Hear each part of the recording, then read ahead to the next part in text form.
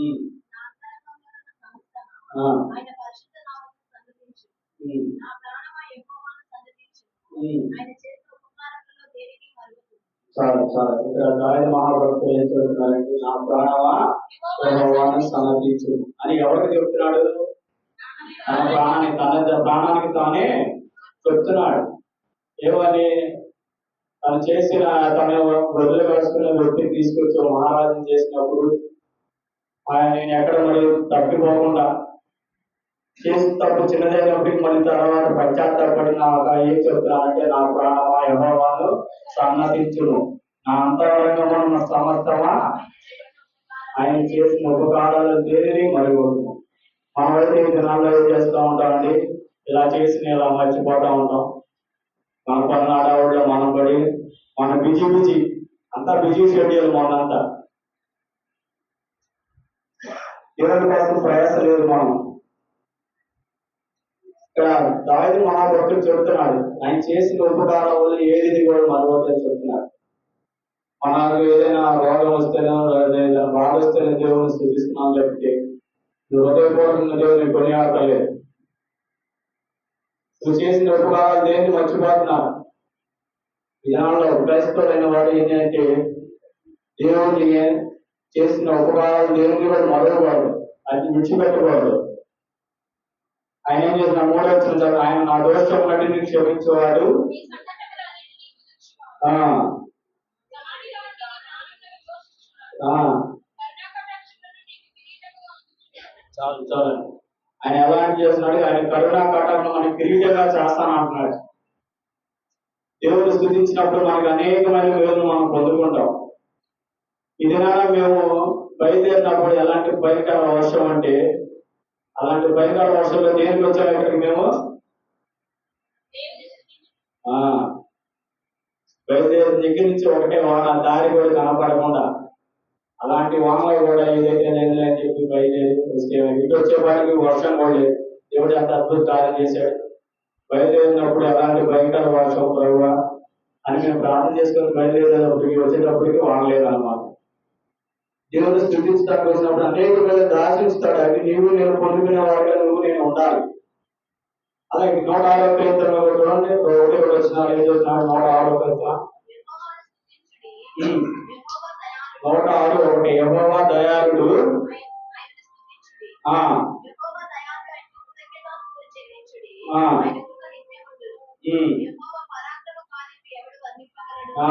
ఆయన కీర్తి అందరికి ఎవడు ప్రకటింపగలడు? చాలు చాలు. చూడండి, ఆయన పరాక్రమ కార్యములు ఎవరు వర్ణింపలేడు. దేవుడు చేసే కార్యాలు నువ్వు నేను గుర్తించలేము. కాకపోతే మనం ఏం చేయాలంటే దేవుని సన్నిధిలో మనం స్తుతించినప్పుడు, దేవుణ్ణి మనం కొనియాడుకున్నప్పుడు అప్పుడు మనం వేలు పొందుకుంటాం. ఏదో దేవుని సన్నిధికి వచ్చామని వెళ్ళాలంటే మనం వేలు పొందుకోలేము. దేవుణ్ణి కొనియాడాలా, దేవుణ్ణి స్తుతించాలా, కృతజ్ఞతాస్తుతులు చెల్లించాలా దేవునికి. అప్పుడు ఆయన కృప మనకి నిత్యం ఉంటుంది. ఆయన ఎంత పరాక్రమశాలి అండి. ఆయన కీర్తి అంతటిని మనం ఏం చేయాలని ఎవడు ప్రకటింపగలడు? మనం ఏం చేయాలి? ప్రకటింపాలి.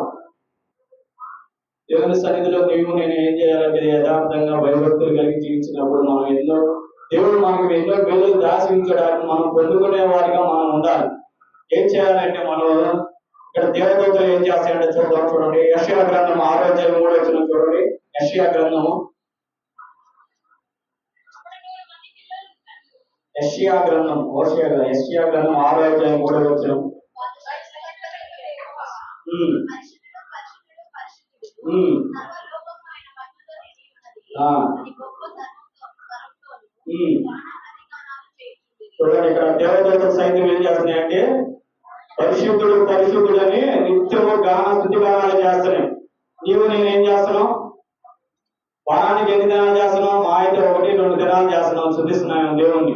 ఇక్కడ దేవదూతలు సైతం ఏం చేస్తున్నాయంటే నిత్యము గాన ప్రతిగానాలు చేస్తున్నాయండి. దానికి కొంచెం పైన చదివితే ఏముంటదంటే 6 రెక్కలు ఉండే 2 రెక్కలు కప్పుకొని దేవుని స్తుతిస్తే చదవను. ఆయనకు పైగా సరాపులు నిలిచి ఉన్నది. ఉమ్, ఒక్కొక్కరికి 6 రెక్కలు ఉండేవి. ఆ, ప్రతి వాడు ఒక రెక్కలతో కలుగుకొనును. ఉమ్, ప్రతితో తన కాళ్ళను కప్పుకొనుచు ఆ, అందుకే ఎదురు చూడెను. ఉమ్, వారు సైన్యములకు అధిపతియగు యెహోవా ఆ, పరిశుద్ధుడు, పరిశుద్ధుడు, పరిశుద్ధుడు. ఉమ్. సర్వలోకము ఆయన మహిమతో నిండి ఉన్నది అని గొప్ప స్వరముతో చూడండి, సర్వలోకం ఆయన గానం, ప్రతి గానం ఆయన శుద్ధిస్తున్న దేవదూతలు సైతం శుద్ధిస్తున్నారు. కానీ మనం ఏం చేస్తాం? వారానికి ఒక మారు రెండు రెండు దినాలు శుద్ధిస్తున్నాం తప్పితే నీవు నేను ప్రతి నిత్యం దేవుని శుద్ధించట్లా, దేవుని కనపరచట్లేదు. ఈ దినాల్లో మనం నువ్వు నేను ఏ విధంగా ఉన్నామంటే ఆయన చేసిన మేలు, ఆయన చేసిన ఉపకారాలు ఏం చేద్దా ఆ దినానికే గుర్తించడం, ఆ మర్చిపోతున్నావు కాబట్టి దినదినాలు నువ్వు గుర్తించట్లేదు. దినదినం దేవుని సన్నిధిలో నువ్వు గడపాలి. ఇక దేవదూతలు నిత్యము గాన స్థుతి గానాలు చేస్తున్నాయి అన్నమాట. మనం ఏం చేస్తాము? ఆదివారానికి ఒకసారి లేదా ఇంకోసారి చేస్తాము, వారానికి రెండు మాటలు. ఈ దినాల్లో నువ్వు నేను ఏం చేయాలి? నిత్యము కొనియాడేవాడిగా ఉండాలి. ఆయన చేసిన ఉపకారాలు దేన్ని కూడా మర్చిపోయేవాడు. మనం ఈ దినాల్లో ఇట్లా చేసిన కార్యాలు ఇట్లా మర్చిపోతాం, కానీ అవి మనం జ్ఞాపకం చేసుకుని నువ్వు నాకు ఇన్ని వేలు శాసించావు ప్రభావ, నేను స్థుతించలేకపోతున్నాను ప్రభావ, నేను కనపరచలేకపోతున్నాను ప్రభావ అని చెప్పి దేవుని సన్నిధిలో మనం మొరపెట్టుకున్నప్పుడు దేవుడు మనకి ఎన్నో అద్భుతాలు, ఎన్నో ఆశ్చర్య కార్యాలు జరిపిస్తాడు అనమాట. అలాగే చూడండి, కీర్తన గ్రంథం 107:1-2 వచనాలు కూడా చూడండి. 107:2.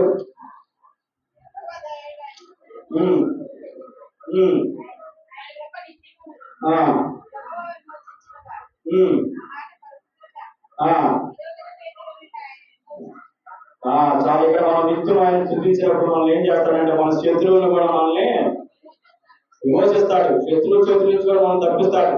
నీకు ఏదైనా బాధలు ఉండి, శ్రమలు ఉండి, ఆ ప్రతిదీ కూడా చూపిస్తాడు.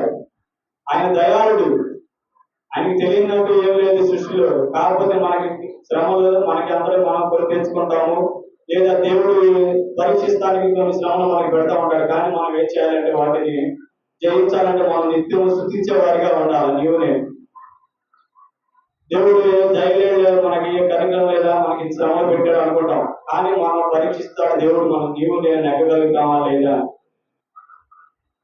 ఇక్కడ నీవు నేను ఏం చేయాలంటే మనం దేవుడు నిత్యం స్తుతించినప్పుడు ఏం చేస్తాడంటే మన శత్రువుల చేతి నుంచి కూడా విడిపిస్తాడు. దినాన నువ్వు నేను ఏం చేయాలంటే దేవుని నిత్యం స్తుతించే వారిగా ఉండాలి. ఆయన చేసిన ఉపకారాలను దేనిని కూడా మర్చిపోకూడదు. చివరిగా చూడండి, యోహాను సువార్త 4:24 చదవండి. యోహాను సువార్త 4:24.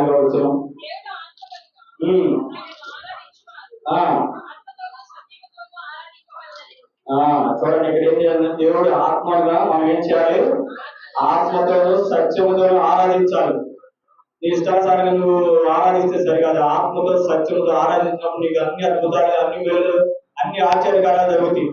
ఏదో మనం వెళ్ళామంటే వేషధార భక్తి చేస్తే నీకు నా ఆశ్చర్యకార్యాలు, అద్భుతాలు జరగవు. అయితే నీ శ్రమలు విడిపించబడవు, నీ అప్పుల బాధలు విడిపించబడవు. దేవుని ఏం చేయాలంటే పూర్తిగా ఆత్మతోనూ సత్యముతోనూ ఆరాధించాలి.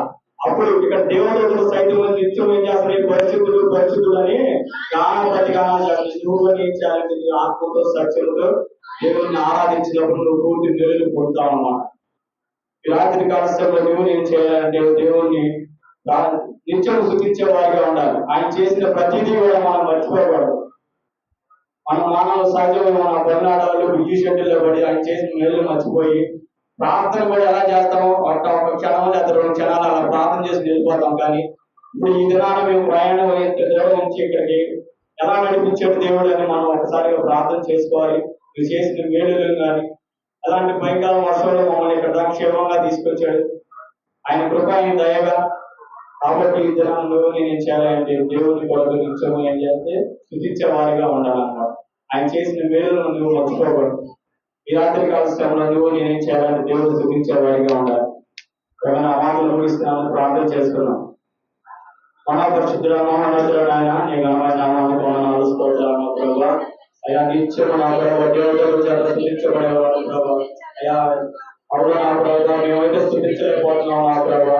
నేను ఎలా స్థుతించాలంటే ఆత్మతో సత్యముతో నేను ఆరాధించే వారిగా మేము ఉండలేదు నా ప్రభావ. పైకి వేసేదాడు ఆరాధిస్తున్నాను, నేను ఆత్మతో నేను ఆరాధించలేకపోతున్నాను ప్రభావ. ఎక్కడైనా నా ప్రభావ నేను పూర్తి ప్రభావ ఆత్మతో సత్యముతో ఆరాధించే వారిగా మాకు సహాయం దయచేయమని అడుగుతున్నాను ప్రభావ. ఎక్కడైనా నా ప్రభావ చేసిన మీరు ప్రభావ ప్రతిదీ నేను ప్రభావ నేను జ్ఞాపకం చేసుకున్నాను ప్రభావ. వాటి ప్రకారంగా ప్రార్థన చేసే ప్రభావం మాకు దయచేయమని అడుగుతున్నాను ప్రభావ. ఎల్లప్పుడూ నేను స్తుతించే వారిగా మాకు సహాయం దయచేయమని అడుగుతున్నాను ప్రభావ. రాత్రి కాలంలో చెప్పబడిన మాటలు బిడ్డల హృదయంలో భద్రపరచమని అడుగుతున్నాను ప్రభావ. అలాగే నెక్స్ట్ చెప్పబోతున్న బిడ్డలు జ్ఞాపకం చేసుకుని మంచి జ్ఞానాన్ని బిడ్డలకు దయచేయమని ఈ యొక్క ప్రార్థన ఈ భాష అనేది చేర్చుకోమని యేసు క్రీస్తు వారి పరిశుద్ధంలో ప్రార్థించి వేడుకున్నాం తండ్రి. ఆమేన్. ఆమేన్. మన మధ్యలో మన తల్లిదండ్రులు లేరు కాబట్టి తన కుమారుడు లెనిన్ యశ్వంత్ గారు వచ్చి వర్తమానం అందిస్తారు.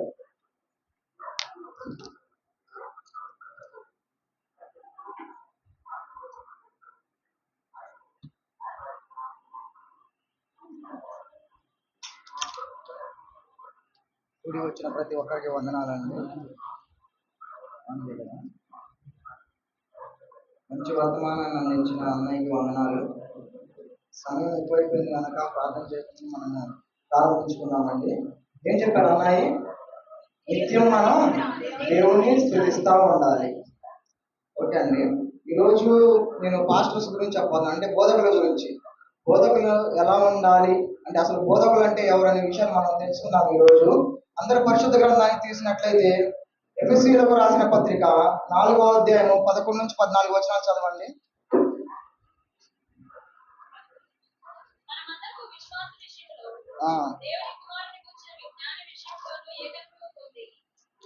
చదవండి. ఎఫెసీయులకు రాసిన పత్రిక 4వ అధ్యాయము చదవండి. విశ్వాస విషయంలో ఏకత్వం పొంది అనగా వరకు ఆయన ఇలాగ నియమించును, క్షేమాభివృద్ధి చెందుటకును పరిచర్య ధర్మం జరుగుటకును ఆయన కొందరిని అపోస్తులను గాను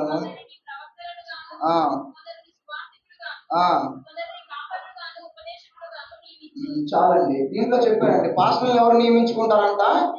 దేవుడు నియమిస్తాడు. అంటే పాస్టర్లు ఎవరు? దేవుని చేత నియమింపబడిన వారు. అటువంటి పాస్టర్లు వాక్యం బోధించేటప్పుడు ఏం చేస్తా ఉండాలి? మనం శ్రద్ధగా వినాలి. పాస్టర్లు ఏం బోధిస్తారండి? దేవుని యొక్క వాక్యాన్ని బోధిస్తూ ఉంటారు. మనకి ఎంతో మంది పాస్టర్లు మనం చూస్తూనే ఉంటాం, యూట్యూబ్ లో కానీ టీవీల్లో కానీ, ఇంకా మనం ఎక్కడికన్నా మన బంధువుల ఇంటికి వెళ్తే అక్కడ, చర్చికి వెళ్తే అక్కడ పాస్టర్లు కానీ చూస్తూ ఉంటాం. ప్రతి ఒక్కరు ఏం చేస్తారండి? బైబిల్లో ఉండే వాక్యాన్ని మనకి మంచిగా బోధిస్తూ ఉంటారు. ఇప్పుడు మనం సంపూర్ణమయ్యే వరకు దేవుడు మన కోసం ఏర్పాటు చేసిన వారే ఈ బోధకులు అనేవాళ్ళు. అయితే ఇటువంటి పాస్టర్ల గురించి మనం కొన్ని విషయాలు తెలుసుకుందామండి. 2వ రాజుల గ్రంథము 2వ అధ్యాయం 23 నుంచి 24 వచనాలు చూసినట్లయితే 24 వచనాలు.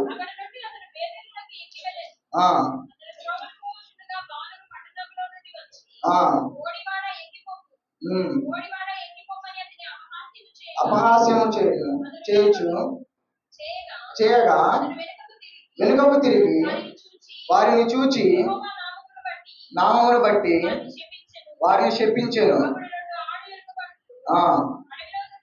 అడవిలో నుండి వచ్చి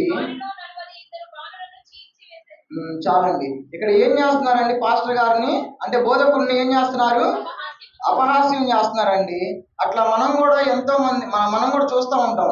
పాస్టర్లు అంటే ఏముందిలే, బైబిల్ చదువుకొని ఒక 4 మాటలు చెప్పి వెళ్ళిపోతారు, మంచిగా చందాలు వస్తే సంపాదించుకుంటారని మనం కూడా ఎంతో మందిని అపహాస్యం చేస్తూ ఉంటాం. పాస్టర్లు కొద్దిగా అంటే మాట తూలినా కానీ వాళ్ళని ఎంతో అపహాస్యం చేస్తూ ఉంటాం. అసలు బైబిల్ చదవని వారు లోకంలో తిరిగే వాళ్ళు కూడా పాస్టర్లకే బోధిస్తూ ఉంటారు. ఏం బోధిస్తూ ఉంటారు? ఎట్లా చెప్పాలి, ఏ వాక్యం చెప్పాలని చెప్తూ ఉంటారండి. అయితే అటువంటి వారి కోసమే ఇక్కడ దేవుడు రాసి పెట్టించారు. పాస్టర్లు అపహాస్యం చేస్తే ఏమైందంట? దేవుడు ఖచ్చితంగా వాళ్ళకి శిక్ష అనేది విధిస్తారు. ఎట్టి పరిస్థితులు ఇక్కడ ఏమైంది? ఎలీషా గారిని వాళ్ళు ఎక్కిరిస్తే ఏమైంది? ఎలుగుబంటులు వచ్చి వాళ్ళని అక్కడికక్కడే చీల్చివేశాడు. అందుకని పాస్టర్ల గురించి మాట్లాడేటప్పుడు మనం జాగ్రత్తగా మాట్లాడాలి. ప్రతి ఒక్క పాస్టర్ని మనం ఖచ్చితంగా గౌరవించాలి. అతడు ఎటువంటి వాడైనా కానీ అతడు చేస్తుంది ఏంటి? దేవుని పరిచర్య. అటువంటి వాళ్ళని మనం ఏం చేయాలి? ఖచ్చితంగా గౌరవించాలి. అలానే మనం చూసుకుందాం. అపోస్తలుడైన పౌలు తీతుకు రాసిన పత్రిక 1వ అధ్యాయం 6 నుంచి 9 వచనాలు చూడండి. ఎవడైనా నిందారహితుడును. ఇక్కడ పాస్టర్ అనేవాడు ఎట్లా ఉండాలో వాడి యొక్క క్వాలిఫికేషన్స్ చెప్తున్నాడు. చదవండి.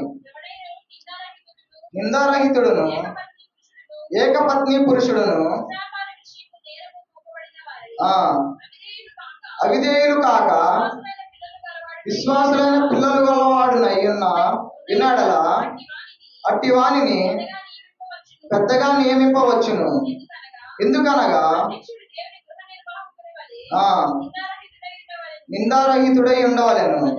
అతడు స్వేచ్ఛాపరుడును, స్వేచ్ఛాపరుడును కోపియు, ఆ మద్యపానియు, మద్యపానీయు కొట్టువాడును, కొట్టువాడును దుర్లాభము అపేక్షించువాడును కాక, అపేక్షించువాడును కాక అతిథి అతిథి ప్రియుడును, ప్రియుడును సజ్జన సజ్జన ప్రియుడును స్వస్థ బుద్ధి గలవాడును, స్వస్థ బుద్ధి గలవాడును నీతిమంతుడును, నీతిమంతుడును పవిత్రుడును ఆశానిగ్రహము గలవాడునై ఆ నాను హితబోధ విషయమై ఆ జనులను హెచ్చరించుటకు, హెచ్చరించుటకును ఎదురాడు వారి మాట ఖండించుటకు ఆ శక్తి గలవాడన్నట్టు చాలండి. ఏంటి ఇక్కడ పాస్టర్ యొక్క క్వాలిఫికేషన్ చెప్తున్నాడండి. పాస్టర్ అనేవాడు ఎలా ఉండాలంటే నిందారహితుడిగా ఉండాలంట. అంటే ఏంటి? ఒక అతను పాస్టర్ గా ఉండాలంటే అతని మీద ఎటువంటి నిందలు ఉండకూడదు, చెడు నిందలు. ఇప్పుడు అట్లా ఉన్నారండి పాస్టర్లు. ఖచ్చితంగా పాస్టర్లు అంటే ఏదో ఒక నింద ఖచ్చితంగా ఉండాల్సిందే. అయినా కానీ వాళ్ళు ఏం చేస్తారు? బలిపీఠంకి కమ్మగా బోధిస్తూ ఉంటారు. అటువంటి వాళ్ళు బోధించవచ్చా? బోధించకూడదంట. పాస్టర్ అనేవాడు ఎట్లా ఉండాలి? నిందారహితుడిగా ఉండాలి. అట్లనే ఏకపత్ని పురుషుడు. దాని తర్వాత చూసుకుంటే దుర్వ్యాపారం చేయకుండా ఉండాలంట. ఎంతమంది ఉన్నారండి ఇప్పుడు దుర్వ్యాపారం చేసేవాళ్ళు? దుర్వ్యాపారం అంటే ఏంటి? పాస్టర్లు ఏం చేస్తారు? వాళ్ళకి వచ్చే ఆ యొక్క చందాలతో కానీ లేదా వాళ్ళకి వచ్చే ఫండ్స్తో కానీ ఏం చేస్తూ ఉంటారు? వడ్డీలకి తిప్పుతూ ఉంటారు. ఇది నాకు తెలుసండి, నేను చూశాను, మీకు కూడా చాలా మందికి తెలిసి ఉంటది. పాస్టర్లు తమకు వచ్చిన డబ్బుని ఏం చేస్తూ ఉంటారు? వడ్డీ వ్యాపారం చేస్తూ ఉంటారు. అది చేయొచ్చా పాస్టర్లు అనే వాళ్ళు? అలా చేయకూడదు. మనకు బైబిలే చెప్తుంది. వడ్డీ మన మన దగ్గర ఉన్న ధనాన్ని వడ్డీకి అసలు ఇవ్వకూడదంట. కానీ ఇప్పుడున్న పాస్టర్లు ఏం చేస్తున్నారు? వాళ్ళకి ఉన్న డబ్బులో వాళ్ళు అంటే సంఘాన్ని ఎలా బాగు చేయాలని ఆలోచించరు. కేవలం ఏం చేస్తారు? వాళ్ళ యొక్క డబ్బుని మల్టిప్లై చేసుకోవాలి అంటే ఇంకా పెంచుకోవాలని చూస్తూ ఉంటారు. దానికోసం వాళ్ళు ఏం చేస్తున్నారంటే వడ్డీకి ఇస్తున్నారు డబ్బులు. అలాగే వాళ్ళకున్న డబ్బులతో ఇంకా ఎన్నో బిజినెస్ లాగా వ్యాపారాల్లాగా చేస్తున్నారు. అవునా కాదా? ఎంతో గొప్ప పాస్టర్లను మనం చూస్తున్నామండి. వాళ్ళకున్న డబ్బులతో బాగా వ్యాపారాలు చేసి బాగా డబ్బు సంపాదిస్తున్నారు. అట్లా ఉండకూడదంట. అలానే మనం చూసుకున్నట్లయితే ఈ 6 నుంచి 9 వచనాల్లో ఇవి ఒక పాస్టర్కి ఉండవలసిన క్వాలిఫికేషన్స్. ఇవి ఎంతమందిలో ఉన్నాయండి? మనం గమనిస్తూ ఉంటాం. ఎంతమంది పాస్టర్స్ ఉంటాయా? ప్రతి ఒక్కళ్ళు ఈ క్వాలిఫికేషన్స్ ఉండవండి. అవునా కాదా? 100 మందిని తీసుకుంటే కేవలం 5 మందికే ఉంది ఇటువంటి క్వాలిఫికేషన్స్. 5గురిలో మా దైవజనులు కూడా ఒకరు. ఎవరు? జయరావు పాస్టర్ గారు. ఆయన కూడా ఒకరు. ఆయన మీద ఒక నింద లేదు. డబ్బు కోసం ఆయన ఆశపడింది లేదు. మా కోసం అంటే మా సంఘం కోసం ఎంతో ఆయన కష్టపడతా ఇక్కడ నుంచి గుంటూరు దాకా వచ్చేవాళ్ళండి. ఆయన వచ్చే చందా కోసం కూడా ఎప్పుడు తను చూసుకోలేదు. అయితే తర్వాత చూద్దామండి. మనం తిమోతికి రాసిన మొదటి పత్రికలో కూడా చెప్తామండి, వీటి విషయం చెప్తా ఉంటాడు. 3వ అధ్యాయం చూడండి, 1 నుంచి 5 వచనాలు ఇక్కడ కూడా ఉంటాయండి. ఏది పాస్టర్కి ఉండవలసిన క్వాలిఫికేషన్స్ ఇక్కడ కూడా చెప్తా ఉంటారు. చదవండి. ఎవడైనా అధ్యక్ష పదవిని ఆశించిన ఎడల నమ్మదగినది అధ్యక్షుడు వాడు నిందారహితుడును ఏకపత్ని పురుషుడును స్వస్థ బుద్ధి గలవాడును అతిథి ప్రియుడును. చాలే అండి, ఇందాక చదువుకున్న అన్ని ఇక్కడ ఉంటాయండి. అయితే మనం చూస్తూ ఉంటాం బైబిల్లో ఇన్ని చోట్ల చెప్పబడి ఉంది కదా పాస్టర్లు ఎట్లా ఉండాలనేది. కానీ పాస్టర్లందరికీ ఎందుకు ఇట్లా అవుతున్నారు అనేది మనం ఆలోచించాల్సిన విషయమా కాదా? ఆలోచించాల్సిన విషయమే. ఎందుకంటే ఈ బైబిల్లో ఇంత మెన్షన్ చేస్తున్నా అంటే పాస్టర్లు అనే వాళ్ళకి బైబిల్ అనేది తెలుసు కదా. వాళ్ళు ఒక చోట ట్రైనింగ్ పొంది ఉంటారు లేదా బైబిల్ చదివి ఉంటారు. అప్పుడు ఈ వాక్యాలు వాళ్ళు కూడా చదివి ఉంటారు. కానీ వాళ్ళు ఏం చేస్తారు? ఇవి పట్టించుకుంటారా? పట్టించుకోరు. వాళ్ళు ఎటువంటి బోధకులు తెలుసా? వాళ్ళు దొంగ బోధకులు. దొంగ బోధకులు అంటే ఎట్లా ఉంటారు? ఇప్పుడు బైబిల్లో ఉన్న వాక్యాన్ని వాళ్ళు వాళ్ళకు అనుకూలంగా మార్చుకొని చెప్పే వాళ్ళే దొంగ బోధకులు. ఇప్పుడు పాస్టర్లు అనేది ఇప్పుడు మనం చూసుకున్నాం, 2 చోట్ల చూసుకున్నాం ఎట్లా ఉండాలనేది. ఈ క్వాలిఫికేషన్స్ ఎవరిలో ఉండవు. వాళ్ళు చదివి ఉంటారు ఇది, కానీ వాళ్ళు పాస్టర్లుగా చలామణి అవుతున్నారు చర్చిల్లో. కానీ వీటి గురించి వాళ్ళు బోధించరు. ఎందుకు బోధించరో తెలుసా అండి? వాళ్ళకు వచ్చే సంఘస్థులు తగ్గిపోతారు, రావాల్సిన చందాలు రావని ఇట్లాంటి వాటి వాళ్ళు బోధించరండి. పాస్టర్లు అంటే దేవుడు ఎన్నుకున్నవారు కదా, అటువంటి వారు మంచి స్వస్థవరం ఉండిద్దండి కొంతమందికి, కానీ వాళ్ళు దాన్ని దుర్వినియోగం చేసుకుంటారు. మనం చూస్తూ ఉంటాం, ఇప్పుడు యూట్యూబ్ లో కూడా ఎంతో మంది ట్రోల్ అవుతా ఉన్నారు, వాళ్ళ యొక్క స్వస్థవరాన్ని దుర్వినియోగం చేసుకుంటారు. చూశారండి, ఎంతో మంది చూసే ఉంటారు, నేను కూడా చాలా వీడియోస్ చూశాను. దానివల్ల ఏమవుతుంది, దేవుని యొక్క నామానికి అవమానం జరుగుతుంది. అటువంటి వారు బోధించినా ఒకటే, బోధించకపోయినా ఒకటే. ఇప్పుడు మనం చూస్తూ ఉంటాం, మతోన్మాదులు అంటే ఎవరికైనా తెలుసా అండి? మతోన్మాదులు మతాలు అంటే ఈ మతాన్నే ఫాలో అవ్వాలి, ఈ మతాన్ని ఫాలో అవ్వకపోతే చంపేస్తాం అనే వాళ్ళు ఉంటారు. అటువంటి వారి వల్ల ఎటువంటి ఇబ్బంది ఉండదండి, కానీ దొంగ బోధకుల వల్ల మాత్రం చాలా ఇబ్బంది. ఎందుకండి, వాళ్ళు పూర్తిగా సంఘంలో ఎంతమంది అయితే ఉన్నారో వాళ్ళందరినీ నిజమైన బోధనను వైపు తీసుకెళ్లకుండా డైవర్ట్ చేసేస్తారు. దానివల్ల ఏమైంది, ఎన్నో ఆత్మలు నరకంలో వేయబడతాయి. కానీ మనకు దేవుడికి కావాల్సింది ఏంటి, ఆత్మల్ని పరలోకానికి తీసుకెళ్లే వాళ్ళు కావాలి. ఇప్పుడు బోధకులు అట్లా ఉన్నారా? అట్లా లేరండి. ప్రతి ఒక్కరు దొంగ బోధకులు ఎక్కువైపోయి వాళ్ళు ఏం చేస్తున్నారు, ఆత్మల్ని నరకాన్ని వైపు తీసుకెళ్లే వారికి లాగా ఉన్నారండి. మనం చూసుకున్నాం, మత్తయి సువార్త చూడండి, అంత క్రితం వారం చెప్పాను, ఆదివారం నేను. మత్తయి సువార్త 24:11 చూసినట్లయితే,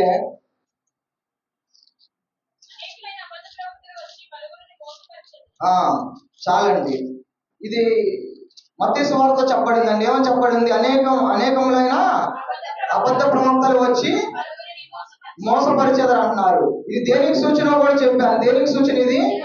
రెండవ రాకడికి ఇది సూచన అండి. ఇప్పుడు అబద్ధ ప్రవక్తలు ఎక్కువైపోతున్నారంటే ఏంటి, రెండవ రాకడ దగ్గర పడుతుందనే. ఇప్పుడు మనం చూసుకుంటున్నాం, మన చుట్టుపక్కల కూడా ఎంతో మంది అబద్ధ ప్రవక్తలు ఉన్నారు. వాళ్ళు కేవలం కమర్షియలే కానీ మన ఆత్మల్ని పరలోకం వైపు నడిపించే వాళ్ళైతే అస్సలు కాదు. రెండో తిమోతికి రాసిన పత్రిక చూడండి,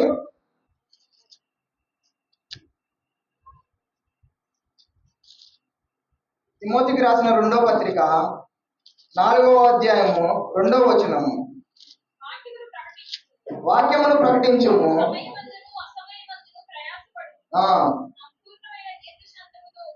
ఉపదేశించు, ఖండించుము, గద్దించుము, బుద్ధి చెప్పుము. చాలండి. వాక్యాన్ని మనం ఎప్పుడు పాస్టర్లు అనే వాళ్ళు ఏం చేయాలి, నిరంతరం బోధిస్తూ ఉండాలి. ఎలా బోధిస్తూ ఉండాలి, సంఘస్థులు తప్పు చేస్తే ఖండించాలి, గద్దించాలి, బుద్ధి చెప్పాలి. కానీ ఇప్పుడు పాస్టర్లు అట్లా ఉన్నారా? ఖండిస్తే ఎక్కడ వెళ్ళిపోతారో సంఘస్థులు, అవునా కాదా అని ఇట్లా ఖండించరండి. కానీ బైబిల్లో చెప్పబడింది ఏమని, సంఘస్థులు అనే వాళ్ళు తప్పు చేస్తే ఖచ్చితంగా వాళ్ళని ఖండించాలి, గద్దించాలి, బుద్ధి చెప్పాలి. కానీ పాస్టర్లు అట్లా చేయరు. ఎందుకంటే ఇప్పుడు పాస్టర్లు ఆకర్షితంగా ఉన్నారండి. ఎవరిని ఆకర్షిస్తారు? మంచి ఉద్యోగాలు ఉన్న వాళ్ళని ఆకర్షించి వాళ్ళ సంఘంలో ఉంచుకుంటారండి. ఎందుకు?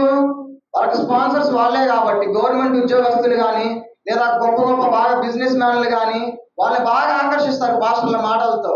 దేనికని? వాళ్ళ సంఘానికి బాగా ఇన్కమ్.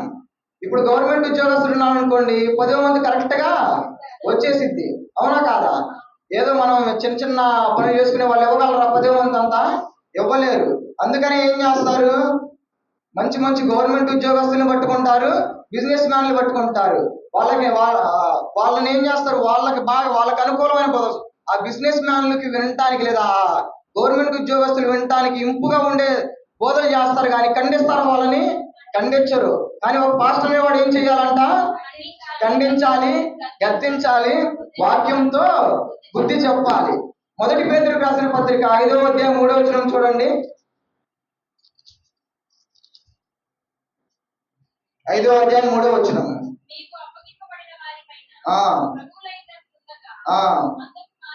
మాదిరిగా ఉండాలన్నాడండి. ఏమన్నాడు పాస్టర్లు అంటే? వాళ్ళ యొక్క సంఘస్థులందరికీ మాదిరిగా ఉండాలన్నారండి. ఇప్పుడు అట్లా ఉన్నారా పాస్టర్స్? కేవలం ఏం చేస్తారు, వాళ్ళు ఆర్డర్ చేస్తారు, ఆ పని చేయి, ఈ పని చేయని. కానీ సంఘానికి మాదిరిగా అయితే అస్సలు ఉండరండి. ఒక పాస్టర్ ఖచ్చితంగా సంఘానికి మాదిరిగా ఉండాలి. కొలస్సీయులకు రాసిన పత్రిక 3వ అధ్యాయం 12వ వచనం చూడండి.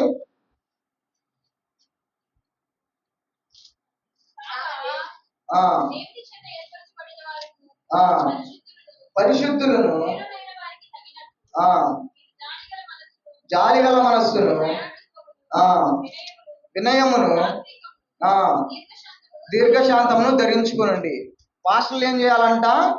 కాగా దేవుని చేత ఏర్పరచబడిన వారును పరిశుద్ధులను ప్రియులైన వారికి తగినట్లు మీరు జాలి గల మనస్సును, దయాలత్వమును, వినయమును, సాత్వికమును, దీర్ఘశాంతమును ధరించుకోండి. ఇవన్నీ ఉంటాయండి పాస్టర్లో? ఉంటాయా? పాస్టర్లో ఇవేమీ మనకు కనపడవు. ఎందుకంటే వాళ్ళు ఎవరు? దొంగ బోధకులు. రాకడ సమయాల్లో ఏమవుతారు? దొంగ బోధకులు ఎక్కువ, అబద్ధ ప్రవక్తలు ఎక్కువైపోతారు. వాళ్ళే అండి వీళ్ళు. ఇవేమి బైబిల్లో పాస్టర్కి ఏ లక్షణాలు అయితే ఉండాలని చెప్పారో ఆ లక్షణాలు ఏవి ఉండవు. కానీ వాళ్ళు ఏం చేస్తారు? బోధిస్తా ఉంటారు. మనం చూసుకుందామండి. 1 కొరింథీయులకు రాసిన పత్రిక 9వ అధ్యాయం 14వ వచనము.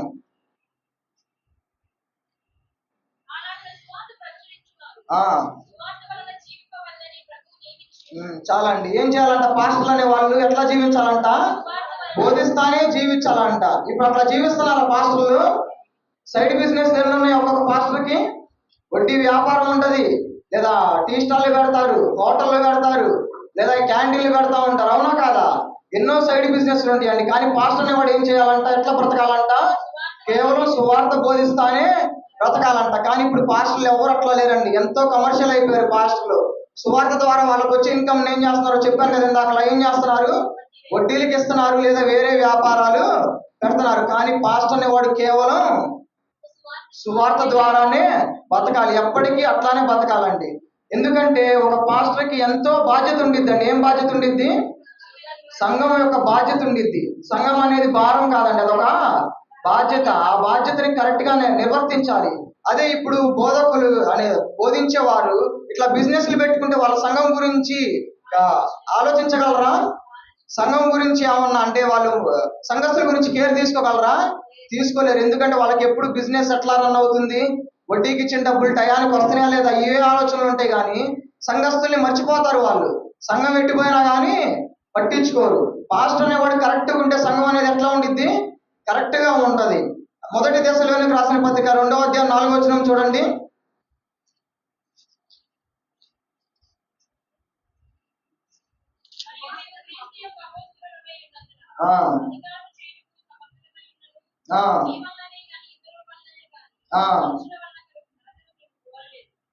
చాలండి. ఏమన్నాడంట? పాస్టర్లు అనే వాళ్ళు ఎట్లా ఉండాలి? మనుషులు కనుక కోరకూడదండి. కానీ ఇప్పుడు పాస్టర్లు చప్పట్లు కొట్టించుకోవటం, లేదా ఆయన గురించి పొగిడించుకోవడం ఎంతమంది చేస్తారండి? చాలా మంది చేస్తూ ఉంటారు. అది కూడా చేయకూడదంట. చివరిగా మనం చూసుకుందామండి. యాకోబు రాసిన పత్రిక 3వ అధ్యాయం 1వ వచనం చూడండి.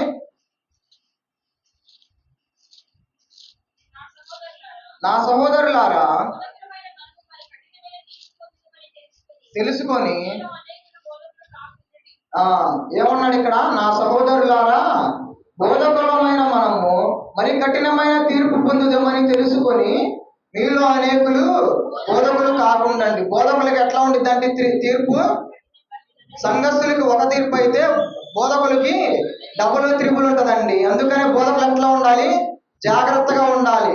ఈ లోకంలో ఉన్నంత కాలం నువ్వు కమ్మగా బతకొచ్చేమో చందాలతో కానీ, లేదా నువ్వు వడ్డీకి ఇచ్చిన డబ్బులతో కానీ నువ్వు చనిపోతావు. ఖచ్చితంగా చనిపోయిన తర్వాత ఒక దినాన దేవుణ్ణి ఎదుట నువ్వు నిలబడాలి. అప్పుడు నీకు ఎటువంటి శిక్ష ఉండిద్ది? మరి కఠినమైన శిక్ష ఉండిద్దండి. ఇప్పుడు బోధకులు, ఇందాక నేను చెప్పాను, బోధకులకు కావాల్సిన క్వాలిఫికేషన్స్ అవన్నీ ఇప్పుడు బోధకుల్లో ఉండట్లేదు కదా. వాళ్ళు ఖచ్చితంగా ఈ శిక్షకి అర్హులే. అవునా కాదా? ఎంతో మంది పాస్టర్స్ మనం చూస్తూ ఉంటాం. వేరే పాస్టర్ని చూస్తే వాళ్ళకి అసలు గిట్టదు. అవునా కాదా? పక్కనున్న పాస్టర్ని ఓరవలేనోడు పరలోకానికి వెళ్ళడానికి ఎట్లా అర్హుడవుతాడండి? మనకి ఇక్కడ 10 ఆజ్ఞలోనే చెప్పాడు చూడండి. నిర్గమకాండము 10 ఆజ్ఞలు తీయండి.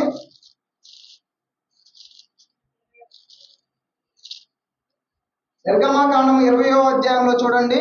ఇక్కడ చెప్పబడి ఉండిద్ది, నిన్ను వల్ల నీ పొరుగు వానిని ప్రేమించమని ఉండిద్దండి.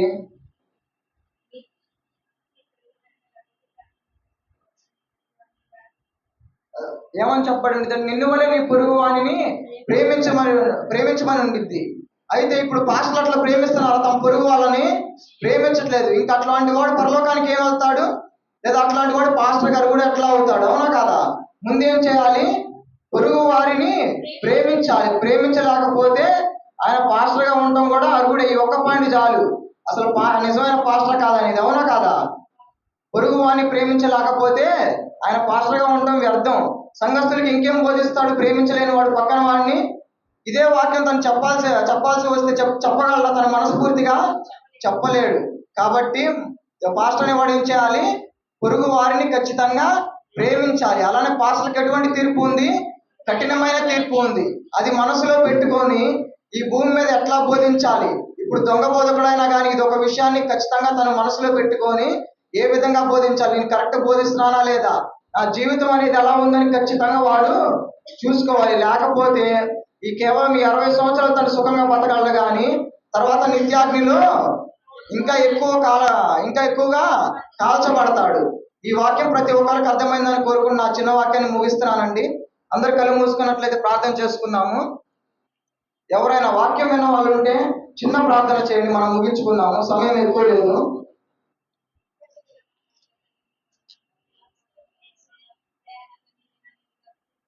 అవును ప్రభు.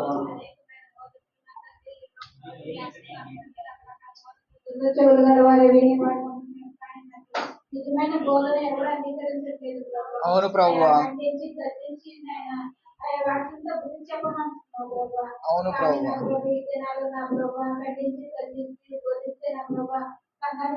వెళ్ళిపోతారని భయం చేత నా తండ్రి అనుకూలమైన బోధ చేస్తున్నారే తప్ప చెప్పలేకపోతున్నారు. అయ్యా నా తండ్రి దానివల్ల నా ప్రభు అనేకమైన ఆత్మలు నా తండ్రి అయ్యా నరకంలో నా తండ్రి ఎక్కివేయబడటానికి నా తండ్రి దారి చూపించేవారుగా ఉంటున్నారు. బోధకులైన ఆయన అయ్యా పాటలు ఆయన నిజంగా దేవుని వాక్యాన్ని ఆయన అయ్యా యథార్థంగా బోధించలేకపోతున్నారు ప్రభు. అయ్యా ప్రతి ఒక్కరు నా తండ్రి యథార్థంగా నీ వాక్యాన్ని బోధించిన ఆయన మీరు అక్కడ సమయంలో అనేక మంది ఆత్మని నా తండ్రి నేను వల్ల రాజ్యం బిడ్డలుగా నా తండ్రి ప్రతి ఒక్కరు తమ హృదయంలో నా తండ్రి నేను ప్రత్యేకం జీవించకుండా దయచేయండి. ఈ ప్రార్థన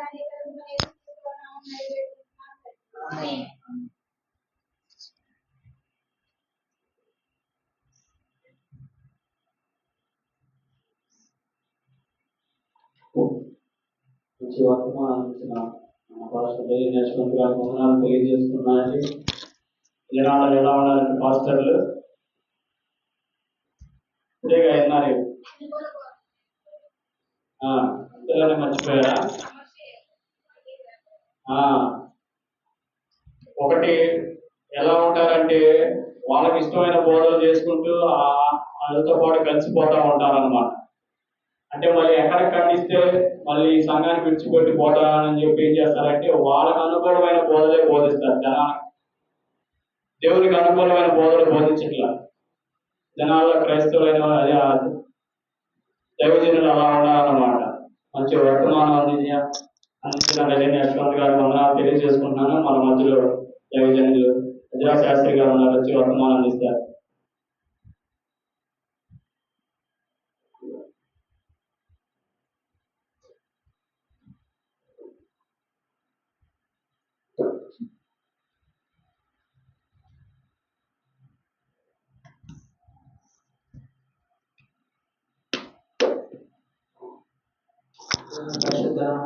వందనాలండి. కళ మూసుకుంటే చిన్న ప్రార్థన చేసుకుని వర్తమానం జరుగుతుంది. అందరు కళ నుంచి కళ మూసుకోవాలి. ప్రేమమైన కృతజ్ఞత మాట్లాడి పదాలు దీనిమంతా మీరు అందరూ దీవించారు, కాపాడినందుకు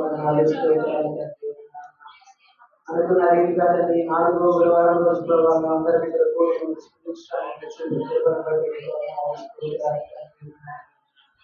ఇంతవరకు పాటలను వాక్యంలో మీరే తోడుగా నడిపించినందుకు మీ సమయంలో ఇంట్లో మాట్లాడుతుందిగా ప్రభావ వీళ్ళకి ఏ విధమైనటువంటి ఆత్మీయ ఆహారం కావాలో తండ్రి అటువంటి ఆత్మీయ ఆహారం తండ్రి ద్వారా వీళ్ళకి దయచేయమన్నారు. నోటి కూడా వాడుకోమని ప్రభావ మీరు అర్థమయ్యేదానికి సహాయం దయచేయండి. శనిలో చేసుకోమని యేసుక్రీస్తు పరిశుద్ధ నామములో ప్రార్థన చేసి అడిగిపోతున్నాం తండ్రి. ఆమేన్. చూడండి, పరిశుద్ధ గ్రంథంలో నుంచి మార్కు వార్త చూస్తున్నాం. మనం అందరికీ మీకు ఏమైంది అంటే నీరసంగా ఉంటున్నారు. మీకు ఏమైందంటే ఏమంటున్నారు అందరూ? జ్వరాలు, జలుబులు, దగ్గులు. అంతా ఇప్పుడు కామన్ అయిపోయింది అందరికి కదా. జ్వరాల సీజన్ అంటారు. కొత్త సీజన్ పెట్టారు అది. చూడండి మార్కు సువార్త,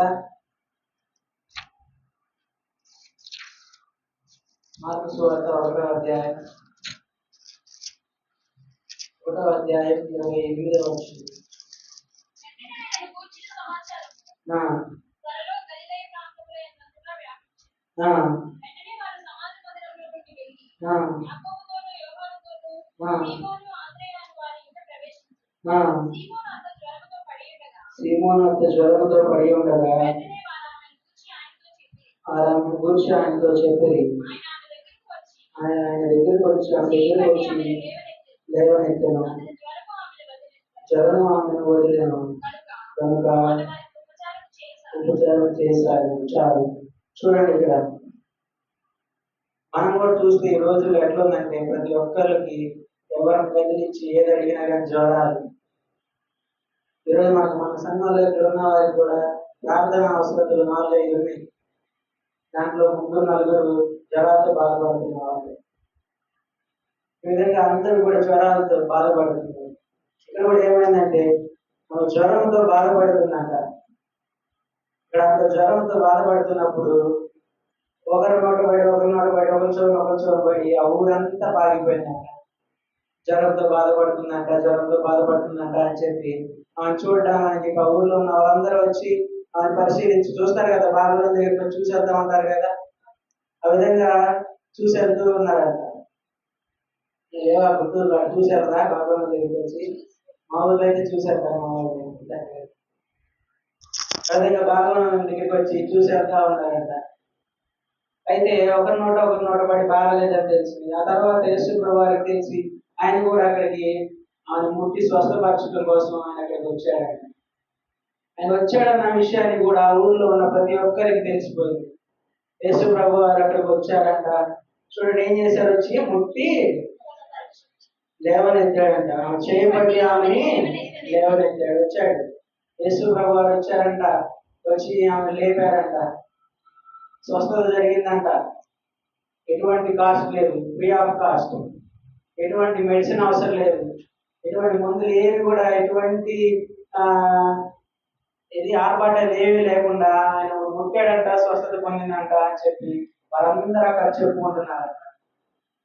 వారందరూ అక్కడ చెప్పుకుంటూ ఎక్కడెక్కడ ఉన్న వాళ్ళందరూ కూడా సీమోను అత్త ఇంటి బయట వచ్చి కూర్చున్నారంట. యేసుప్రభువు వారు లోపల ఉన్నారు. అక్కడ ఆమె కోసం కొట్టుకొని ప్రార్థిస్తూ ఆమెకి చేస్తా ఉన్నప్పుడే ఈ సమయంలో అందరూ వచ్చి ఆ గ్రామస్తులు దూరం ఉన్న వాళ్ళు ఎక్కడెక్కడ వాళ్ళు అందరూ కూడా వచ్చి ఆ ఇంటి బయట కూర్చొని ఉన్నారంట. గుంపులుగా వచ్చి కూర్చొని ఉన్నారంట. ఎట్లా ఉందంటే అన్ని రోగంలో వచ్చిన వాళ్ళు చూడండి. ఇక్కడ 32వ అధ్యాయం 32వ వచనం.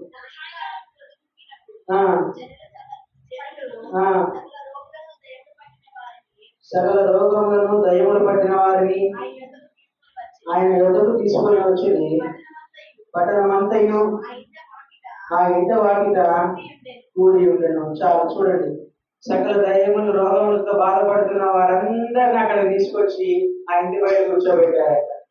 ఎందుకంటే ఆయన లోపల ఉన్నాడు ఆమె దగ్గర. ఈలోపే ఆ ఇంటి ముందు వచ్చి అందరు రోగాలతో బాధపడుతున్నారు. ఒక ఇంటి బయట అందరు రోగాలతో ఉన్న వాళ్ళు ఎట్లా ఉండదు, గవర్నమెంట్ హాస్పిటల్ లాగా ఉంటుంది కదా. గవర్నమెంట్ హాస్పిటల్ లాగా అందరు రోగాలతో బాధపడుతున్న వాళ్ళందరినీ తీసుకొచ్చి అక్కడ కూర్చోబెట్టారంట. అందరూ వచ్చి అక్కడ కూర్చొని ఉన్నారట. ఎందుకంటే ఎక్కడైతే యేసుప్రభువు వారు ఉంటారో అక్కడ స్వస్థత జరుగుతుంది అని తెలుసుకొని వారందరూ అక్కడ వచ్చి కూర్చున్నారు. యేసుప్రభువు వారు ఉన్న చోట స్వస్థత జరుగుతుంది, గొప్ప కార్యం చూస్తాము అని చెప్పి, ఆయన ఉన్న రోగాల నుంచి విడిపిస్తాడు అని చెప్పి వారందరూ కూడా వచ్చి ఆయన ఇంట్లో ఉండగానే వారు ఇంకా వచ్చి ఆ గడప దగ్గర వాకిట్లు అంతే కూర్చొని ఉన్నారంట.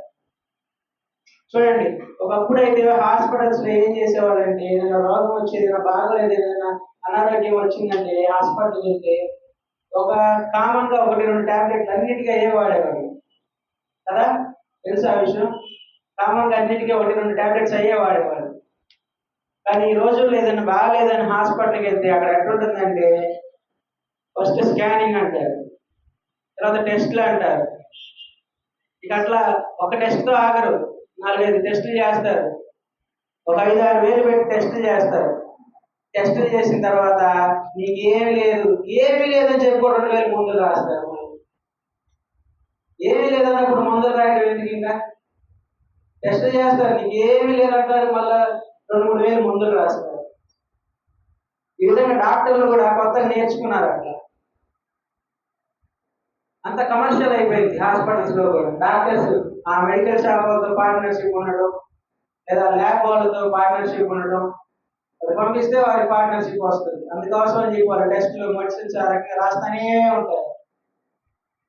ఈ విధంగా కానీ యేసు ప్రభు వారి దగ్గరికి వస్తే ప్రతి ఏ రకమైన రోగమైనా సర్వ రోగములకు నివారణ ఆయనే. ఆయన దగ్గర దొరుకుతుంది. ఏ రోగం వచ్చినా, ఏ సమస్య వచ్చినా కానీ ఆయన దగ్గర దొరుకుతుంది. ప్రతి ఒక్క రోగములకు నివారణ ఆయన దగ్గర దొరుకుతుందని చెప్పి వారందరూ కూడా అక్కడికి వచ్చి ఉన్నారంట. చూడండి ఏమంటున్నాడంటే, పట్టణమంతరూ ఆ ఇంటి వాకిలికి కూడి ఉండేది. చూడండి అక్కడ అందరూ వచ్చేసి ఎందుకు వచ్చారు? చూద్దామని వచ్చారా, లేకపోతే ఆ పేదల అర్థం చూడడానికి వచ్చారా? ఎందుకు వచ్చారు అక్కడికి? స్వస్థత పొందుతామని చెప్పి తెలుసుకోవడానికి అక్కడికి వచ్చారు. కానీ ఏ రోగం వచ్చినా, ఏ సమస్య వచ్చినా ఆయన దగ్గరికి వెళితే హాస్పిటల్స్ అవసరం లేదు, డాక్టర్స్ అవసరం లేదు. ఏ రోగం వచ్చినా ఆయన దగ్గర స్వస్థత పొందుతామని చెప్పి ఆయన దగ్గరికి వెళ్తే సర్వరోగముల నివారణ ఆయనే అని చెప్తున్నారు. ఇప్పుడు ఒక హాస్పిటల్కి వెళ్తే అక్కడ ఏం చెప్తారంటే, ఇది గుండెకి సంబంధించింది, ఒక కార్డియాలజిస్ట్ దగ్గరికి వెళ్ళండి, అది వేరే హాస్పిటల్, మళ్ళీ ఇక్కడ వేరే చోటకి వెళ్ళాలి. లేదా ఎముకలకి బాగా నరాలకి ఏదైనా సమస్య వచ్చిందంటే ఆర్థోపెడిక్ దగ్గరికి వెళ్ళండి అంటారు. ఈ విధంగా ఏదైనా జనరల్ గా ఏదైనా నార్మల్ ఏదైనా బాగోకపోతే జనరల్ ఫిజిషియన్ అంటారు. ఈ రకంగా అన్ని హాస్పిటల్స్ తిప్పుతా ఉంటారు. కానీ మనం ఆయన దగ్గరికి వెళితే ఎటువంటి డాక్టర్ అంటే ఏ రకమైన తల నుంచి నడినెత్తి నుంచి అరికాల వరకు ప్రతి ఒక్కటి ఆయనే స్వస్థపరుస్తాడు. అన్ని డాక్టర్ల దగ్గరికి మనం తిరగాల్సిన అవసరం లేదు. మనం ఆయన దగ్గరికి వెళ్ళి ఆయన అడిగినప్పుడు మన నడినెత్తి నుంచి అరికాల వరకు ప్రతి ఒక్క అవయవం ఆయనే స్వస్థపరుస్తాడు. ఎందుకండి? చూడండి, అది కూడా ఒకసారి యెషయా గ్రంథం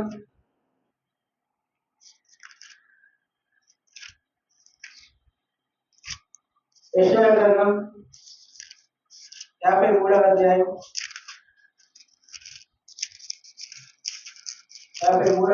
4వ వచనం. నిశ్చయముగా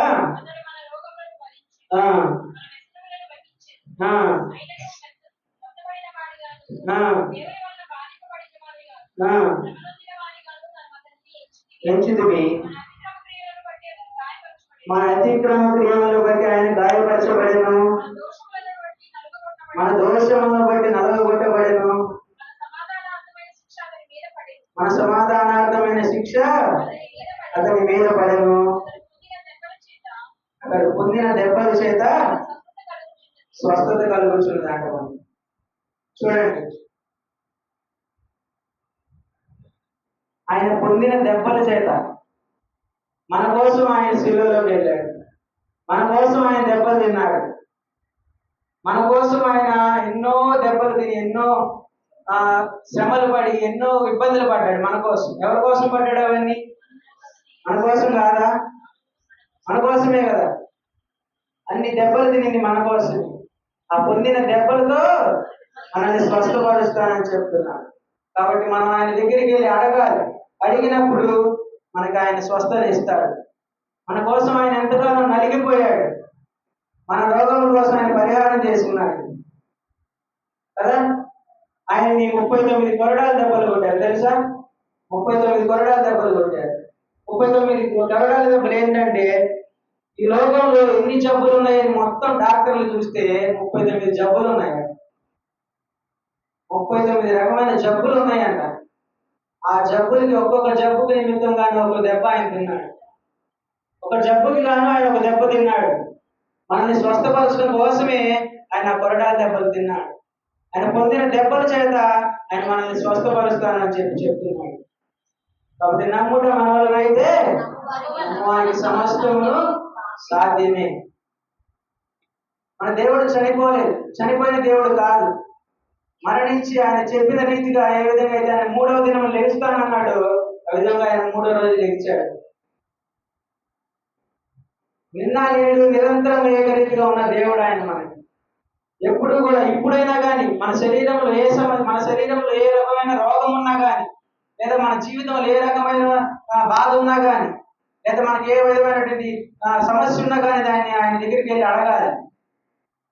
ప్రభువా నాకు ఈ బాధ ఉంది, లేదా ప్రభువా నేను పలానా రోగంతో లేదా పలానా జ్వరంతో నేను బాధపడుతున్నాను అని చెప్పి ఆయన దగ్గరికి వెళ్ళి అడగాలి.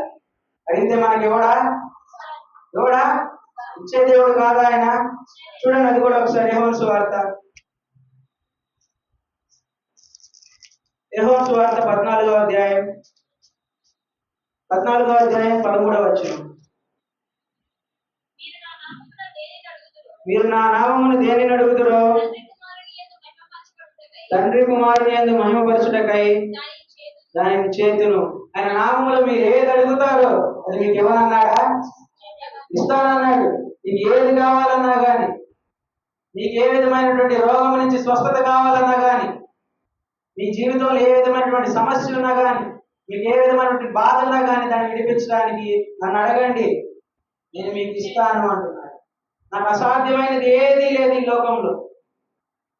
ఈ భూమి నాది, ఆకాశం నాది, వెండి నాది, బంగారం నాది అంటున్నాడు.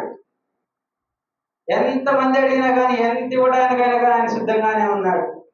ఎంతమందికి ఎంత ఇచ్చినా కానీ ఆయన దగ్గర తరగని ధననిధి ఆయన దగ్గర ఉంది. కాబట్టి మీరు అడగట్లేదు, మీరు వెతకట్లేదు కాబట్టి ఆయన మనకి దొరకట్లేదు. మనం ఆయన అడగట్లేదు కాబట్టి మనకి దొరకట్లేదు. కాబట్టి మనం ఏం చేయాలంటే, మనకి ఏ బాధ వచ్చినా, ఏ సమస్య వచ్చినా, మనకి ఏ విధమైనటువంటి రోగం వచ్చినా కానీ ఆయన దగ్గరికి వెళ్ళి ప్రార్థన చేసి ఆయన అడగాలి. ఏ డాక్టర్లు అవసరం లేదు, ఇంకే ఏ విధమైనటువంటి వైద్యం మనకు అవసరం లేదు. వైద్యులకే పరమ వైద్యుడు ఆయన ఉన్నప్పుడు మనకు వైద్యులు డాక్టర్లు ఎందుకు? ఆయన దగ్గరికి వెళ్ళి మనం అడగాలి. అడిగినప్పుడు మనం పొందుకోకపోతే అప్పుడు చూడాలి దాని గురించి. ఎందుకు రావటం లేదు? మనలో ఏమన్నా లోపమా? మనం ఏమైనా చేసింది ఒప్పుకోలేకపోవడం వల్ల మనకు అది జరగట్లేదా అనేది అప్పుడు మనం ఆలోచించాలి. కాబట్టి మనకి ఏది ఉన్నా కానీ ఎవరిని అడగాలి? అంత ముందు దేవుని అడగాలి. ఏది అడిగినా ఆయన మనకి ఇస్తానంటున్నాడు. ఎంతమందికి ఇచ్చిన తరగని ధననిధి ఆయన దగ్గర ఉంది కాబట్టి మనకి ఏది వచ్చినా కానీ మనం ఆయన్ని అడగాలి. చూడండి ఇక్కడ మళ్ళీ మార్కు సువార్త 32వ వచనం చూడండి. ఇక్కడ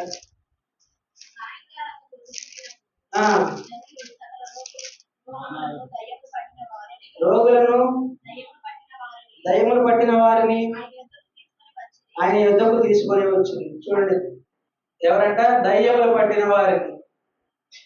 ఒకప్పుడు దయ్యాలు ఎట్లున్నాయంటే జుట్టు ఎరబూసుకొని రోడ్ల మీద నుంచొని ఉన్నట్టు ఉండేవి దయ్యాలు.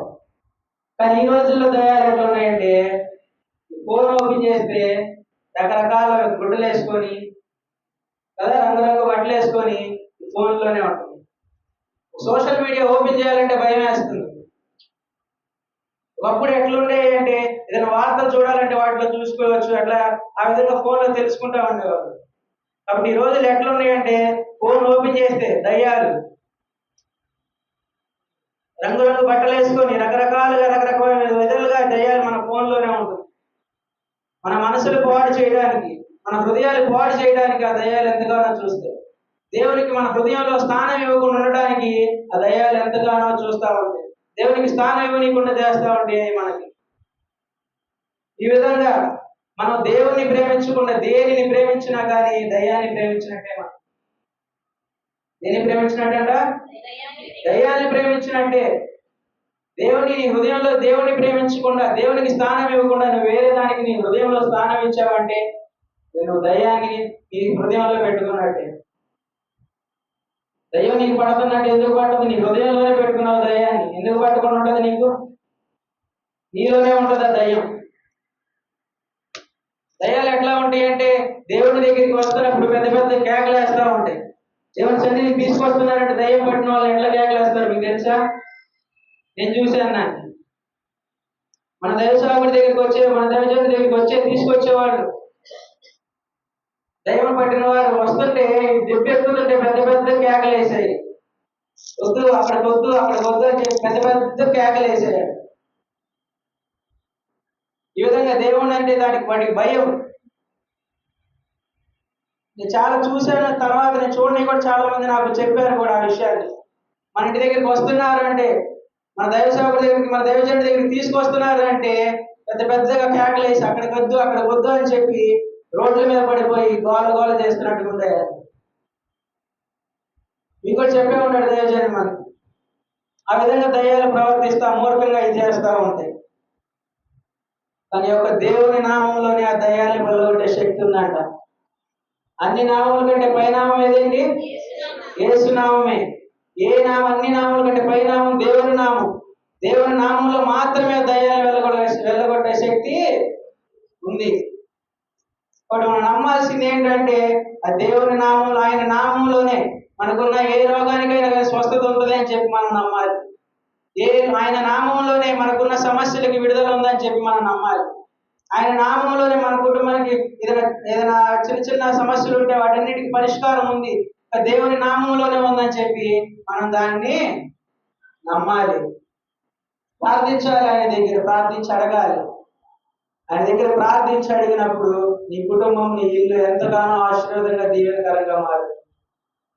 ఎంతగానో ఆశీర్వాదకరంగా దీవెనకరంగా నీ కుటుంబం, నీ ఇల్లు మారుతుంది కదా. 2 చెప్పుకున్నాం. ఏంటి ఇప్పుడు?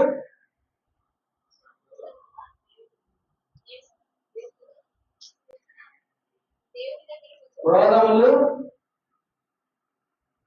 చూడండి, 32 చూడండి సార్.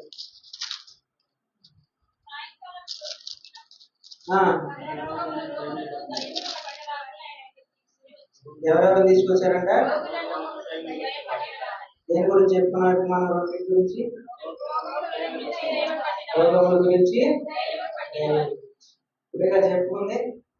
అలా రాసుకుంటున్నారు. రెండింటి గురించి మనం చెప్పుకున్నాం. రోగాలతో బాధపడుతున్నవారు ఆయన దగ్గరికి వెళ్తే స్వస్థత కలుగుతుంది. దయ్యములు పట్టిన వారు ఆయన నామమును వెతికి ఆయన దగ్గరికి వెళితే దయ్యాలు వెళ్ళగొట్టబడతాయని మనం తెలుసుకుంటాం. 3వది అప్పులు. అప్పులు ఎవరికి లేవు ఇక్కడ? ప్రతి ఒక్కరికి అప్పులు అనేది కామన్. అప్పులు లేని వాళ్ళు ఎవరు లేరు. అప్పులు రోగాలు లేని వాళ్ళు అంటే ఎవ్వరు లేరు కదా. మా సేవన్ గారు నవ్వుతున్నారు. అప్పులు అనేవి ఎవరికి లేకుండా లేవు. ప్రతి ఒక్కరికి అప్పులు అనేవి ఉన్నాయి. అప్పులు రోగాలు అనేవి కామన్. అప్పులు తీసుకొచ్చుకుంటున్నారు, అప్పులు వాడుకుంటా ఉంటున్నారు, వాటికి వడ్డీలు కడుతున్నారు, అప్పులు పెరిగిపోతానే ఉంటాయి కదా. వడ్డీ కడుతున్నారు, ప్రతి నెలలో వడ్డీ కట్టుకుంటా వెళ్తున్నారు. కట్టే కొద్దికి వెనకాల అప్పులు పెరుగుతానే ఉంటున్నాయి. అప్పులు పెరిగినప్పుడు ఏం చేస్తారండి? రోజులు కొత్తగా చేస్తున్నాయి. అప్పులు ఉన్నవారు ఏం చేస్తున్నారు? సూసైడ్ చేసుకొని చచ్చిపోతున్నారు. ఎందుకు? అప్పులు ఉన్నాయని. అప్పులు ఉన్నాయి. పెద్ద పెద్ద వాళ్ళు కూడా, పెద్ద పెద్ద టీవీలో చూస్తున్న యాక్టర్స్ అందరూ కూడా, అన్ని విధమైన పెద్ద పెద్ద వాళ్ళు అందరూ, రాజకీయ నాయకులు అందరూ కూడా వారికి అప్పులు ఉన్నాయని చెప్పి, ఏదో ఒక బాధ వచ్చింది, ఏదో ఒక సమస్య ఉందని చెప్పి వారు ఏం చేస్తున్నారంటే సూసైడ్ చేసుకుంటున్నారు, చనిపోతున్నారు.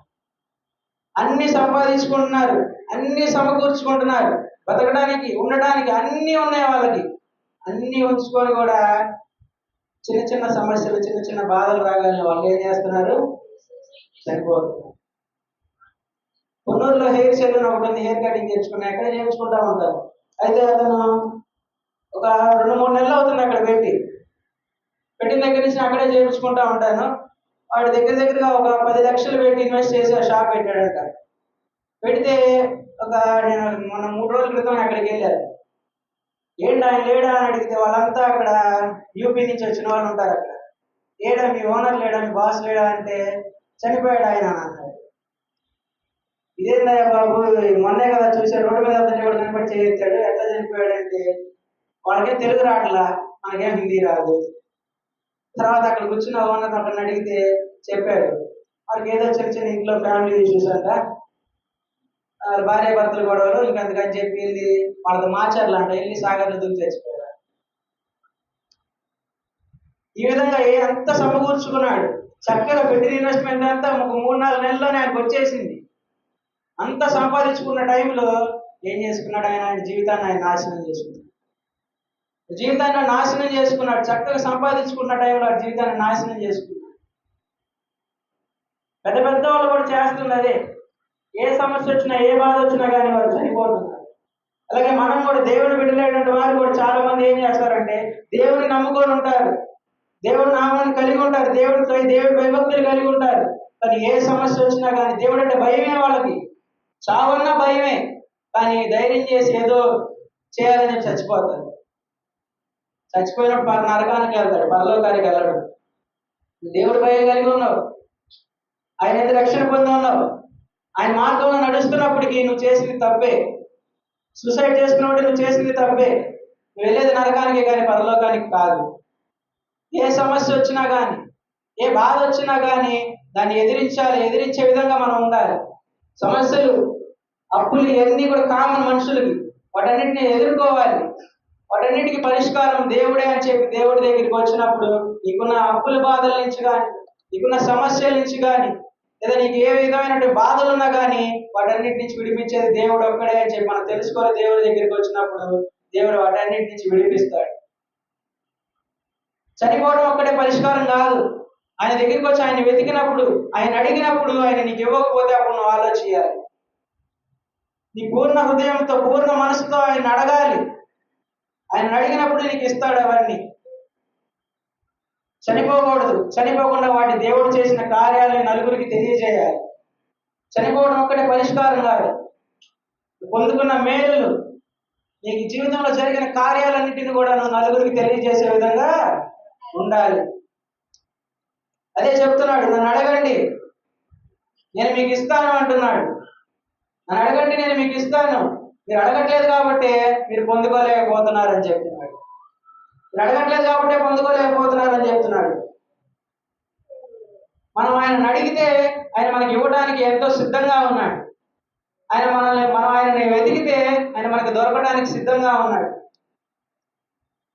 మనం ఆయన తలుపులు కొడితే తీయడానికి సిద్ధంగా ఉన్నాడు. అది మనం సిద్ధంగా ఉన్నామా ఆయన్ని వెతకడానికి, ఆయన పిలవడానికి? మన హృదయాల్లోకి ఆయన ఏర్పరచుకోవడానికి మనం సిద్ధంగా ఉన్నామా? మరి ఇప్పుడు నుంచైనా కానీ మన హృదయంలో ఆయన తెచ్చుకునే వాళ్ళగా మనం ఉన్నాం. మనం ఆయన రావాలనుకుంటున్నాడు, పిలిస్తే పలకాలనుకుంటున్నాడు, వెతికితే దొరకాలనుకుంటున్నాడు, ఆయన తలుపులు తడితే తీయడానికి ఆయన సిద్ధంగా ఉన్నాడు. కాబట్టి మనం కూడా చేయాల్సింది ఏంటంటే మన హృదయంలోకి ఆయన చేర్చుకొని ఆయన అడిగే వారిలాగా మనం ఉండాలి. ఇస్తారా మాట్లాడదు సరే?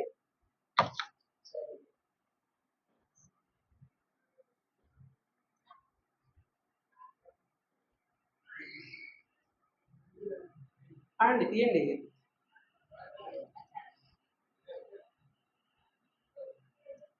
కష్టములో నష్టములో నా తోడు ఉన్నావు, వేదనలో వేదనలో నా చెంత ఉన్నావు. కష్టములో నష్టములో నా తోడు ఉన్నావు, వేదనలో వేదనలో నా చెంత ఉన్నావు.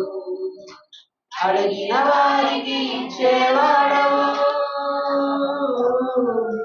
వెదకిన వారికి దొరికేవాడవు. అడిగిన వారికి ఇచ్చేవాడవు, దొరికిన వారికి దొరికేవాడవు. తట్టిన వారికి తలుపులు తెరిచే దేవుడవు, తట్టిన వారికి తలుపులు తెరిచే దేవుడవు. చాలు చూడండి, అడిగిన వారికి ఇచ్చేవాడు, వెతికిన వారికి దొరికేవాడు, తట్టిన వారికి తలుపులు తెరిచేవాడు. ఆయన సిద్ధంగా ఉన్నాడు మనం అడిగితే మనకి ఇవ్వాలని. కాబట్టి రాత్రి కాల సమయంలో మనం చేయాల్సింది ఏంటంటే, ప్రభువా మేము పలానా రోగంతో బాధపడుతున్నాం, లేదా ప్రభువా మా కుటుంబ సభ్యులు లేదా మా సంఘస్థులు పలానా రోగంతో పలానా జ్వరంతో బాధపడుతున్నారు, వారి కొరకు మనం ప్రార్థన చేసేవారిలాగా మనం ఉండాలి.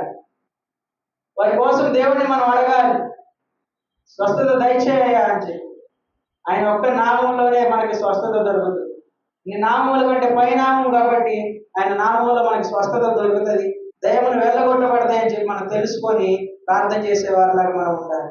కాబట్టి రాత్రికాల సమయంలో మనం చేయాల్సింది ఏంటంటే వారి కోసం ప్రార్థన చేయాలి. చేద్దామా? ప్రార్థన చేద్దామా? అందరి తలలో వచ్చి కళ్ళు మూసుకున్నట్లయితే చెప్పబడిన వాక్యం రీతిగా. అలాగే ఇక్కడున్న చూడండి, చెప్తాను. మా పిన్ని వాళ్ళు, మమ్మీ వాళ్ళ చెల్లి, వాళ్ళు వరంగల్ నుంచి వచ్చారు ఇక్కడికి. పిన్నికి బాబాయికి ఇద్దరికి జ్వరంతో ఎంతగానో బాధపడుతున్నారు. ఉదయం అయితే 103 ఉంది పిన్నికి జ్వరం. ఆ విధంగా వారి జ్వరంతో ఎంతగానో బాధపడుతున్నారు. బాబాయికి ఆనంద్, బాబాయ్ పేరు ఆనంద్, పిన్ని పేరు జెసిలత. అలాగే రాహేల్ ఆంటీ గారు, ఆంటీ కూడా జ్వరంతో బాధపడుతున్నారు. ఆంటీ కోసం కూడా. అలాగే మన సునీత ఆంటీ సగా ఇక్కడ రాలేకపోయారు ఈ రోజున. ఆమె కాళ్ళు నొప్పులు, ఎంతగానో కాళ్ళు నొప్పులతో బాధపడుతుంది. అయినప్పటికీ ఆమె రెస్ట్ ఉండదు కాళ్ళకి. ఒకటి ఆమె కోసం కూడా మనం ప్రార్థన చేయాలి. అలాగే పవిత్ర, మన సంఘంలో యవనస్తురాలు, ఆ బిడ్డ కూడా జ్వరంతో ప్లేట్లెట్స్ తగ్గి ఆ బిడ్డ కూడా ఎంతో బాధపడింది కొన్ని దినాలుగా. దేవుడు మంచి ఆరోగ్యాన్ని ఇప్పుడు ఆ బిడ్డకి ఇప్పుడు దయచేశాడు. ఇంకా మంచి ఆరోగ్యం, నీరసం నుంచి విడిపించాలని చెప్పి దేవుని అడుగుదాం. వీరందరి కోసం మనం ప్రార్థన చేద్దాం. ఇద్దరు ముగ్గురు ప్రార్థన చేయండి. చెప్పబడిన వాక్యం రీతిగా వీరందరి కోసం ప్రార్థన చేయాలి. చేయండి, ప్రార్థన చేయండి.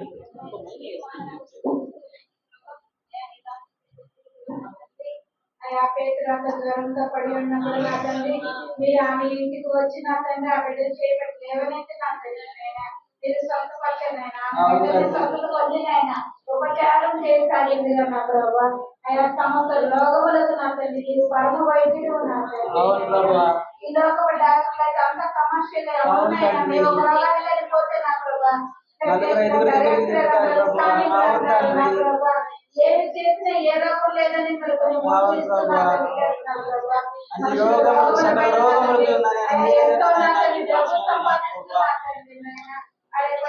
ఆనందం పొందుతున్నారు ప్రభావ.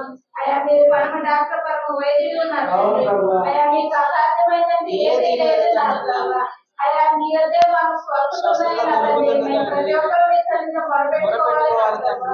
అయా తండ్రి, మరి ఈ వర్షాకాల జలుబులు, జ్వరాలు నా తండ్రి, అయా ప్రతి ఒక్క కుటుంబంలో ఇద్దరు మీరు పీడించబడుతున్నారు నా ప్రభావ. అయా నా తండ్రి నాయన మరి మీ సన్నిధిలో మేము బలపడుతున్నాం ప్రభావ. మా సంఘస్థురాలు ప్రభావ నాయన ఆయా పవిత్రను మీరు జ్ఞాపకం చేసుకోండి. అదే నా తండ్రి గత కొన్ని దినాలుగా విపరీతమైన జ్వరంతో నా ప్రభావ. అయా రక్త కణాలు పడిపోయి ఎంతో నీరసంగా ఉంటుంది నా ప్రభావ. అయా జ్వరం నుంచి మీరు విడుదల దయచేసి నా ప్రభావ. ఆ నీరసం నుంచి ఆ విడుదల పొందలేకపోతున్నారు. అయా మీరే వచ్చి స్వస్థపడి సంపూర్ణ ఆరోగ్యం దయచేయాలని అలాగే నా ప్రభావ నాయన నా తండ్రి బాబాయ్ జ్ఞాపకం ఉదయం నుంచి నా తండ్రి వాళ్ళు ఎంత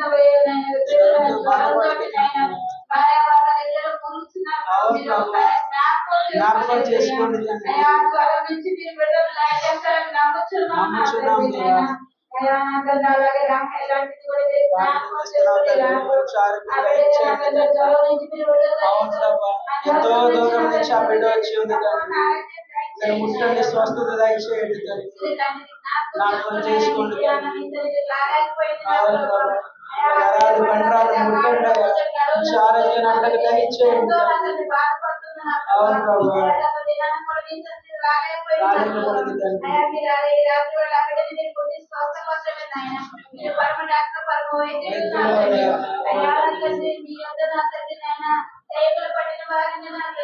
నీ నామముల కంటే గొప్ప నామం నీదేనయ్యా. నీ నామములోనే ప్రతి ఒక్కటి మాకు జరుగుతుందని మేము ఎదుగుతున్నాం తండ్రి.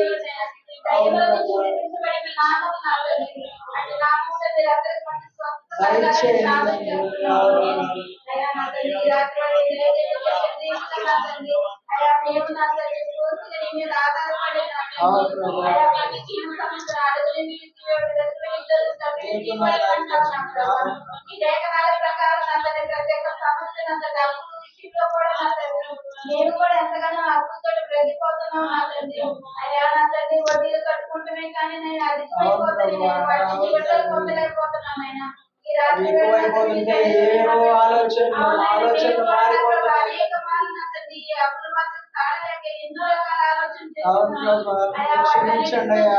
తీసివేయండి తండ్రి. మీ వైపు చూసేవారు నాకు ఉండడానికి సహాయం దయచేయండి. మా బాధలు మా వ్యసనాలు నిర్వహించిన దేవుడు ఈ సమస్య నుంచి కూడా విడుదల దయచేసి అతనున్న మనుషులు మాట చెప్పేవారే కానీ ఆయన వారిని ఓదార్చేవారే కానీ ఏ విధంగా డబ్బులు ఇచ్చి వారికి సహాయం చేయలేదు ప్రభా. మీరే వారికి సహాయం దయచేయండి. ఆమె త్వరగా చేయండి, కార్యం చేయండి. పరిశుద్ధ మహోన్నత ప్రభా, ఈ సాయంకాల సమయంలో ప్రభా యేసయ్య, ఈ రాత్రి ప్రభా మేమందరూ కూడి మిమ్మల్ని స్తుతించుకోవడానికి